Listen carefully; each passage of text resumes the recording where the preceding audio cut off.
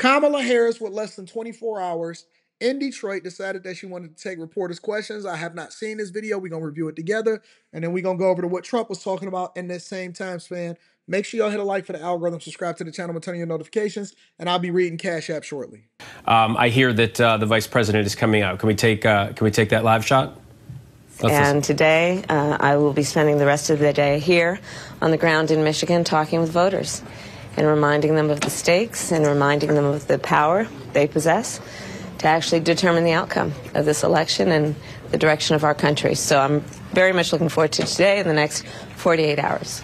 Todd, any questions? Vice President, do you have any closing argument for Arab American voters and voters in the Muslim community as to why they should vote for you in this election? Sure, absolutely. Well, first of all, I'm honored to have the support of many Arab American leaders who represent the interests and the concerns also of the Arab American community. But I also know well enough to know it is not a monolith. There are many issues that are the issues that all Americans face, and then, of course, some that are specific to what is happening in Gaza. And on the subject of Gaza, I have been very clear the level of death of innocent Palestinians is unconscionable. We need to end the war, and we need to get the hostages out. And as President of the United States, I will do everything in my power to achieve that end and a two-state solution where Palestinians will have the right to self-determination and security and stability in the region. But again, the issues are as varied as they are for any voter. It includes that. But it is also about bringing down the cost of living. It is about supporting small businesses in the community. It is about bringing down the cost of housing, groceries, extending the child tax credit. These are issues that resonate in that community as well as every other community. And I will tell you that the people over in Dearborn, Michigan and Hamtramck overwhelmingly embrace and they endorse Trump. I was just in Hamtramck. That's where I met with Trump at. It was a huge turnout, and the people love Trump over in Hamtramck. Their city leaders, their mayors, their city council, they all met with Trump. They all endorsed Trump. That's over. Over in Dearborn, it's a similar situation. A lot of people don't know that we have the largest population of Arab Americans here in the United States of America in Dearborn, Michigan. It is basically a city that is controlled by Arab Americans. Hamtramck, Chaldeans, Arabs, so on and so forth. They all support Trump, and that's why she's campaigning so hard over here. And you know what's so interesting about it is that they don't believe in her, and they're also with this mindset of, hey, listen, we came here, we're American citizens, we pay taxes, and we don't want to be replaced by Venezuelans that's coming into this country, or Cubans or Haitians that's coming into this country illegally that's not vetted. As crazy as that may sound to y'all, that's what they were saying to Trump. I listened to it with my own eyes. I watched them. They advocated for him. They loved him. I was talking to my guy. I can't tell y'all who my guy is. And Muslims too. Of course there's Muslims. But I was talking to my guy, and he was like, man, I've never seen nothing like that before. Of all the Trump rallies that I've ever been to, I've never seen them this rabid as far as being fans of what's going on inside of this administration. So continue to speak to members of that community and to ask for their vote, which I hope I earn. Alex? Thank you. Alex? Alex, oh, I'm Lauren. Sorry. You have to say last name of someone else. Oh, keep going. You know, it is 48 hours out. Everyone's a little tired. Who was with us last night? You're right. If you sleep deprived. Please. Simply, how are you feeling, and have you submitted your ballot? I am feeling great. I am looking forward to these next 48 hours to continue to talk with the voters and talk about the stakes and talk about the future of our country, which I think is bright when we are working with the same spirit of building community, building coalitions, and building the strength of our economy and our country. I actually just filled out my mail-in ballot, so I have voted. Darlene. Madam Vice President, have you returned the ballot to California, and how did you vote on Prop 36? So I have my... That's a phenomenal question. I want to hear what her answer is on this. Ballot is on its way to California, and I'm going to trust the system that it will arrive there. And I am not going to talk about the vote on that because, honestly, it's the Sunday before the election, and I don't intend to create an endorsement one way or another around it. So, but I did. Why wouldn't you tell us on how you voted on Prop 36? I know. See, and this is why it pays to be informed. And if you're a content creator and you don't know your stuff, but you just reacting to stuff just for the sake of reacting to it, you need to go and get a different profession because you got to be well versed in what you're talking about. So Prop 36 is there in California to roll back some of the legislation of what you voted for in Prop 47, right? And basically, I believe that she's not telling you how she voted on Prop 36 because it goes against Gavin Newsom's endorsement and then involvement in pushing Prop 47. So, for those of you that may not be familiar or those of you that's just joining, Prop 47 was basically legislation that helped decriminalize a lot of the stuff that you see happening and destroying California and LA, San Francisco, so on and so forth today. So, for example, one of the things that it does is it prevented people from being arrested or having a bond out and only basically getting a fine if you stole anything less than $950 out of a store. So then everybody was basically walking in the stores and tearing everything up.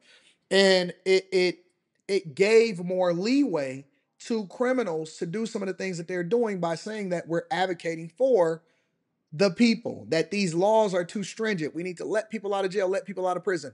It basically enabled people to do what they wanted to do when they want to do it without any consequences. So even if the police stopped them, even if the police arrested them, it didn't matter because the judges then let them go free out on bond. And it's a lot of people that suffered from that because the same criminals never got locked up and then they went out to commit other crimes, which then translated into other things. So Prop 36 then goes back and it reinstates some of these things that Prop 47 undid to basically hold people accountable for their actions. So when they asked her and they said, hey, listen, how did you vote on Prop 36? Because again, when I tell y'all that the local elections matter just as much as the national elections, it does. The people then are going to determine how you handle criminals and the things that's happening inside of these states and whether they continue to fund the police effectively and getting certain judges in and out that then hold criminals accountable that's terrorizing your communities. And so now they got Prop 36 that's introduced in the legislation that was instituted by the people, proposed by the people. The governor of California that basically did some of the worst jobs ever I've seen over the last 4 years is against it because he don't want to look bad on Prop 47. And the people that's locally voting on this will determine whether you want to keep California safe or you want to just let it go to hell and let Snake Plissken come in. And the fact that she won't even address how she voted on Prop 36 is wild to me. What do you mean? This is fundamentally an ideal for us to understand who you are as a candidate. Why wouldn't you say how you voted on Prop 36? I would, if I'm in California, I would absolutely be for Prop 36. 100%. Why would you let the place just completely fall into ruins and chaos? You don't want to tell them how you voted on Prop 36? Well, that's telling to me. Nandita. Thank you. Madam Vice President, Donald Trump prematurely claimed victory in 2020. Some of y'all are saying she don't even know what Prop 36 is. That could be interesting. What they should have did was they should have threw her a random number. Hey, how did you vote on Prop 34? That's what I used to do to people that lie to me. I would act like I agreed with them. All right, so what did you think about Prop 34? Oh, Prop 34, I was on top of that. They should have threw a random, they shouldn't have threw the Prop 36. Hey, how did you vote on Prop 46? Oh, I'm not gonna tell you how I voted on Prop 46. Do you even know what the hell is happening in your own city? They should have asked her, they should have tricked her. But maybe she don't know. I don't know. We'll see. Just his comments in the past few days seem to suggest, that he's thinking about it. How will you and your campaign respond if he does the same thing again? Make sure y'all hit a like for the algorithm. It's almost 6,000 people in here on YouTube alone. The likes are lower than I would like for them to be. If this is your first time visiting, just hit a like for the algorithm. We appreciate you. Thank you, thank you, thank you. I don't ask for anything, but I always like to celebrate the people that participate in the chat. The chat is my co-host. And if you've been here more than one time, consider subscribing and then turn on your notifications. All right, let's continue. So here we are on the Sunday before the election, and I would ask, in particular, people who have not yet voted, to not fall for his tactic, which I think includes suggesting to people that if they vote, their vote won't matter. Suggesting to people that somehow the integrity of our voting system is not intact, so that they don't vote. It's not intact. And again, I think that it is a tactic. It is meant to distract from the fact that we have and support free and fair elections in our country. We did in 2020. He lost. And the systems that are in place for this election in 2024 have integrity. They are good systems, and the vote of the people will determine the outcome of this election, and everyone must know that their vote is their power to determine the outcome of the election, and their vote will count. It does matter. Thank you. Okay. All right. Thanks, John. Thank you. All right, you've been watching Vice President Kamala Harris taking questions from reporters as she stumps in Michigan. She says she's honored to have the support of many Arab American voters, a big coalition of them there, but she knows they are not a monolith, saying many are concerned about the situation in Gaza. She says the level of death of innocent Palestinians, in her words, unconscionable, saying we need to end the war and bring the hostages home. A similar refrain when people interrupt her, when protesters have interrupted her on the stump, she says that as well. She went on to talk. We know that he didn't say that. We just gonna ignore it. Sometimes it don't even have to be called out. We just so used to the lies, it's just normal now. About the importance of bringing down the cost of living. She mentioned housing, child tax credit. I want to bring back in ABC's Perry Russum and Zoreen Shah right now. Zoreen, so sorry to interrupt you, but we are going to continue to take both of the candidates as they speak to reporters and as they go to their rallies, especially just a couple days ahead of the election. So what do you make of the vice president's closing message there, specifically to Arab American voters, and how critical is that demographic in Michigan? Yeah, incredibly critical. I mean, there's close to 200,000 Arab and Muslims in that region. She also added she wants a two-state solution. She wants stability in the region. But Phil, you heard our panel just a few hours ago where there was a group of Muslim and Arabs, and one woman said that she has her ballot sitting in her house. She hasn't filled it out yet. She hasn't decided which way she's going to vote.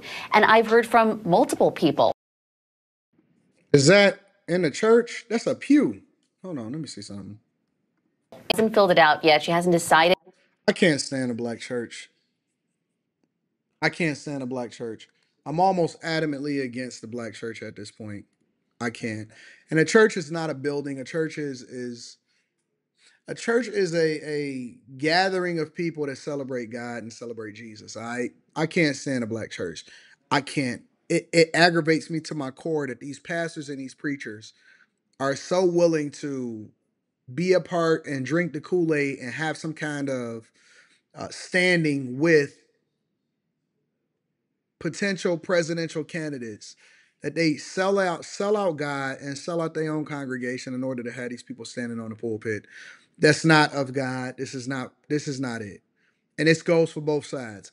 I don't like, again, it goes for Trump, it goes for Kamala Harris. I don't like when a candidate, now I am okay with a person to say, hey, this is my opinion about the election, even though I'm a pastor. Cool, that's your opinion.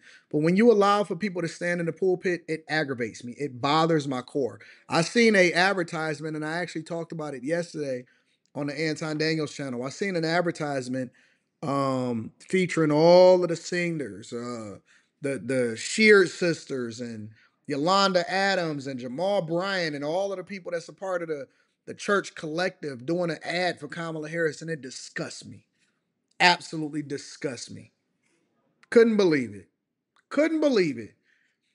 That's why we got so many zesties as choir directors inside of the church. The church has become more of a social gathering and a club than it is a place to actually praise God and to learn more about the word and to actually address the issues within the community. So I'm disgusted at the church. I can't stand it. It aggravates me, and I think that it's one of the worst things to happen And we basically made it a financial institution instead of making it a place where people can feel safe and find and find the word of God and hear the truth.